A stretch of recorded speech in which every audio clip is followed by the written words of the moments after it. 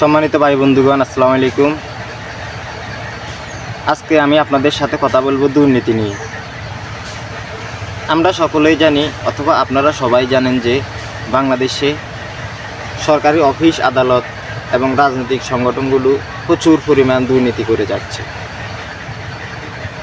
এখন আমি আপনাদেরকে বলতে চাই, বাংলাদেশে সরকারি অফিস, আদালত এবং রাজনৈতিক সংগঠন, শিক্ষা প্রতিষ্ঠান শুধু কি এরাই কি দুর্নীতি করে? আর কি কেউ দুর্নীতি করে না? আপনারা একটা বিষয় আপনারা ফলো করেন। যেমন আমাদের বাংলাদেশে ওয়াজ মাহফিল হয়।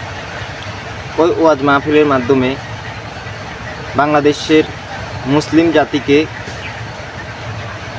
ইসলামের সঠিক গাইডলাইন বোঝানোর জন্য একজন আলেমকে দাওয়াত করা হয়।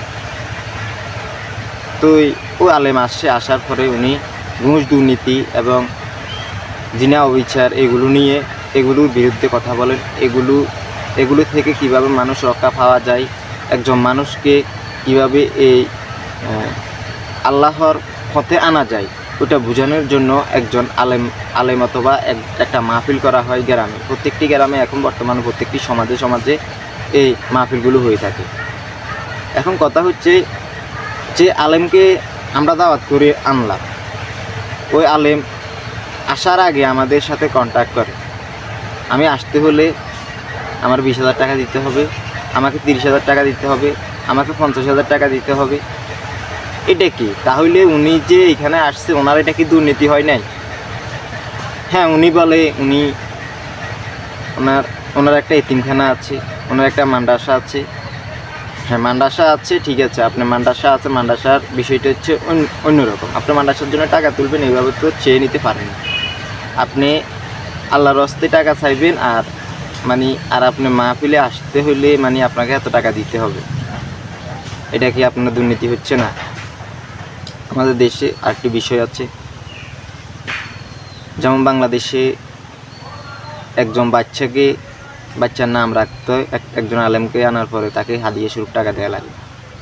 বাড়িতে মিলাদ মাহফিল করলে তো সেখানে টাকা দেওয়া লাগে। তারপর একজন মানুষ মারা গেছে, তার লাশ দাফন করতে ওইখানে আলেমকে টাকা দেওয়া লাগে। তাহলে বাংলাদেশে দুর্নীতি চলে না? এমন কোন এরিয়া আছে যে বাংলাদেশে দুর্নীতি চলে না? যেখানে আলেম সমাজ আমাদেরকে বুঝাবে, সেখানে তারা এসেও তারাও দুর্নীতি করে। দুর্নীতি হচ্ছে না বাংলাদেশে, এমন কি আছে? তো তারা আসি বড় বড় লেকচার দিয়ে যায়, কিন্তু অথচ তারা যে দুর্নীতির বিরুদ্ধে এখানে দুর্নীতির বিরুদ্ধে আল্লাহর পথে আসার জন্য যে কথাগুলো বলেছে, বাস্তবতা সে এখানে কি করেছে?